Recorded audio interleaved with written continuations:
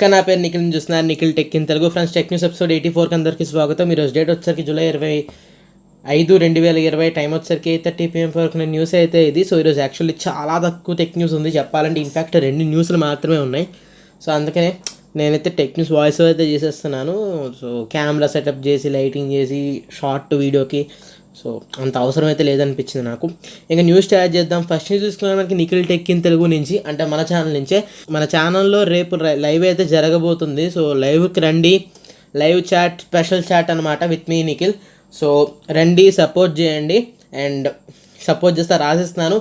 And ఇక news start చేద్దాం. First news చూసుకున్నా మనకి శాంసంగ్ నుంచి. సో శాంసంగ్ A42 5G వచ్చేసరికి 5000 mAh బ్యాటరీతో స్పాట్ అయిందని చెప్పొచ్చు. ఇది 5Gతో రాబోతున్నట్టు ఇన్ఫర్మేషన్ అయితే వస్తుంది.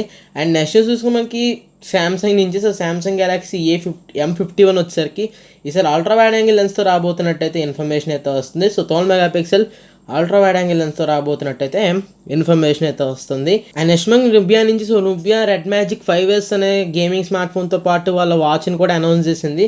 సో జూలై 28వ తారీఖున ఈవెంట్ అయితే జరగబోతుంది. అక్కడ ఈ వాచ్ని అయితే వీళ్ళైతే లాంచ్ అయితే చేయబోతున్నారు. ఇది ఫ్రెండ్స్ ఈరోజు టెక్ న్యూస్ అయితే. ఈ వీడియో మీకు నచ్చింది అనుకుంటున్నాను. నచ్చినట్లయితే లైక్ చేయండి, షేర్ చేయండి.